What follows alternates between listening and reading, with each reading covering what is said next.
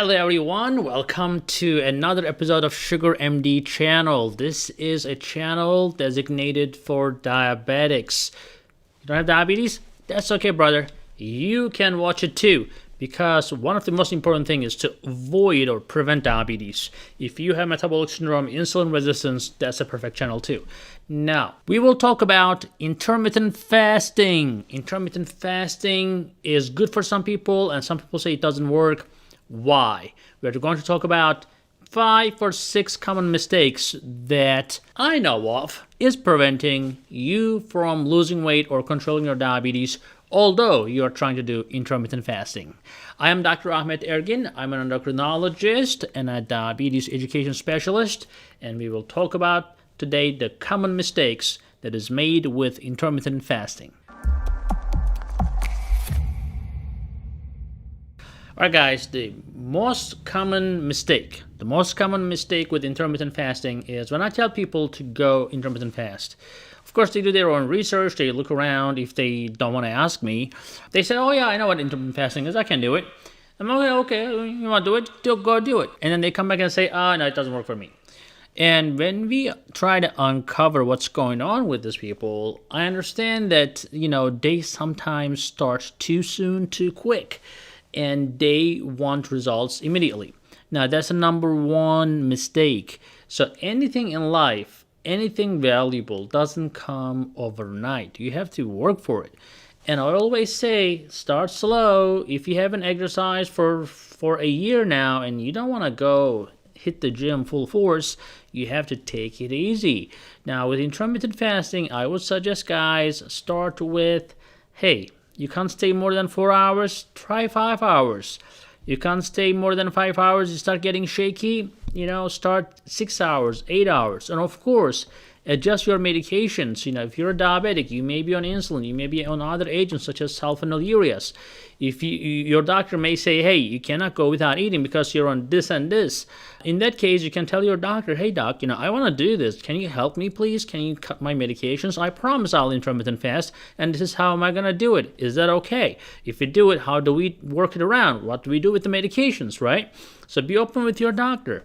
So let's say you want to fast. You want to eat, as I said, 5 hours, 6 hours, 8 hours. You can gradually increase it.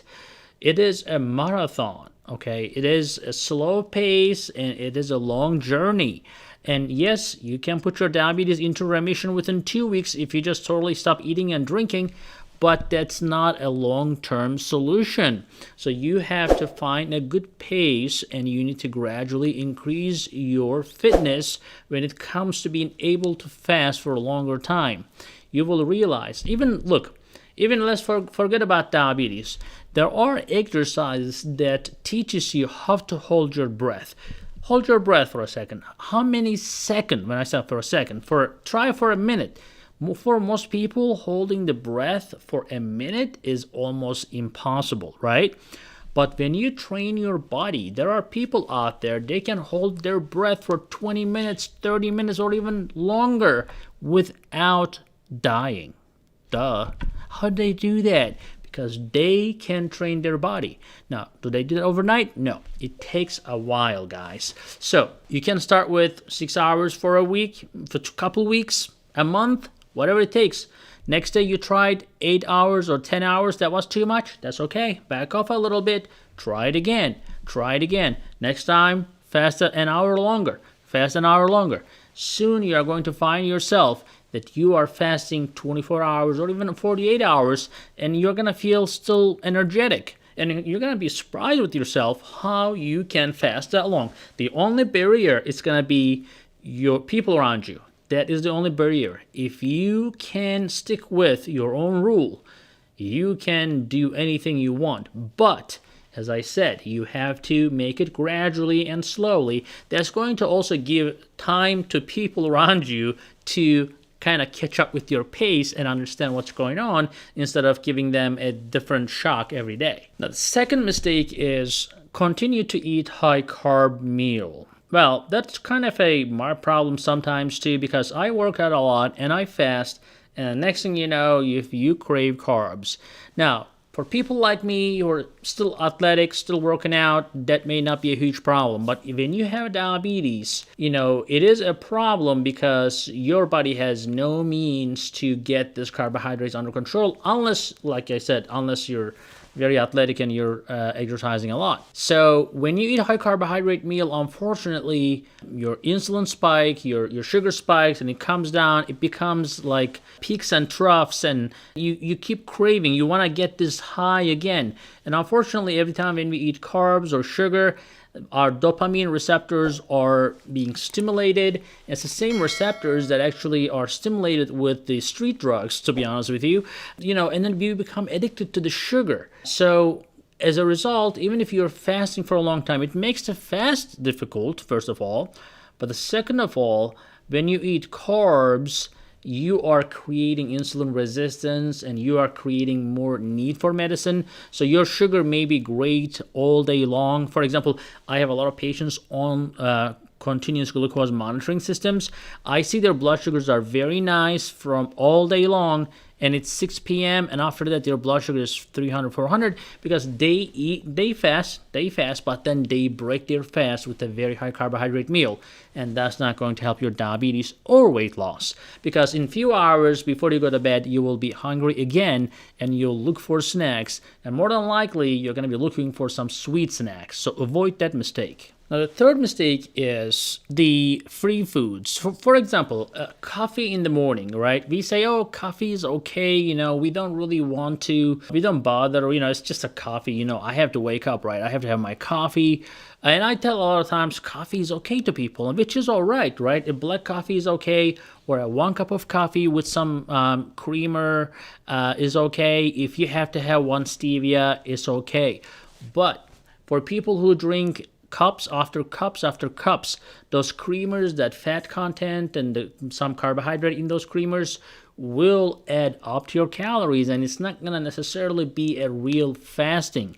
So if you are a big coffee drinker, or if you are putting creams into your drinks and stuff like that, you have to avoid and try to stick with your black coffee if you want to drink a couple cups of coffee. And the next problem is expecting too much. Sometimes, it happens with medications too. I start a patient on a medication, for example, or people use our supplement, which is called Dr. ERGIN'S SugarMD Advanced Glucose Support. They expect results within a few days. Well, that happens with anything, the exercise, the diet, the medications. You have to give some time to anything. And unfortunately, we tend to reward ourselves pretty quickly. So when we fast, for example, 3-4 days in 2 weeks, we think that we have made a major progress. We are so proud of ourselves that we can reward ourselves on the weekend, and we can kind of, grab something here and there because you fasted, and then you expect results. Well, it's only been 2 weeks. You fasted only 4 times. Your body has been damaged, to be honest with you, for years and years of neglect, misbehavior, and nobody to blame here, but all of us are guilty. We all do things that are not necessarily best for us, and we do not or should not expect to fix those problems overnight. Anyways, that's another mistake. Let's move on to the next one. Like the carbohydrates, we talk about the calories too. So a lot of times, especially middle-aged women or men, especially women after menopause, they are having a real seriously difficult time losing weight, because although they fast, when they break their fast, they are still consuming quite a bit of calories.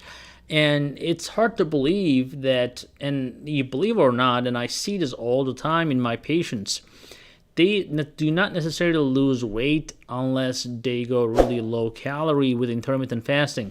So if you're intermittent fasting, you can have maybe 800 to 1,000 calories at a time. But if you are having 2,000 calories as a 55-year-old woman, unless you're genetically very gifted, I don't think you will be able to lose weight if you are consuming such a large amount of calories at once. If you're a younger individual, more athletic individual, that may be okay. But again, fasting is not necessarily a credit for you to go and eat whatever you want during that feeding period. And the last problem is eating too late at night. So when you eat too late at night, unfortunately, your blood sugars will be high in the morning. You're not going to have a good night's sleep. Your cortisol, your growth hormone will be aggravated. You're going to be under stress. Your insulin resistance will go high. So not having snacks or a meal after 6 p.m., if possible 5 p.m., is to your benefit. So sometimes people fast. It's easier to fast during the day because you're at work, you're busy, whatever. But then when you come home, it says relaxation time, the snack time, and people start eating and they keep eating until 8, 9 o'clock sometimes, and they're not having a good sleep, and their blood sugar remains high. They're not active, and so forth. So if you are going to fast, the best fasting period, in my opinion, is starting from 5 or 6 p.m. overnight all the way to the next day until afternoon. So if you're having one meal a day, that would be like 4 or 5 o'clock, and not having any snacks. But if you want to have snacks, maybe you can have some snacks in the afternoon.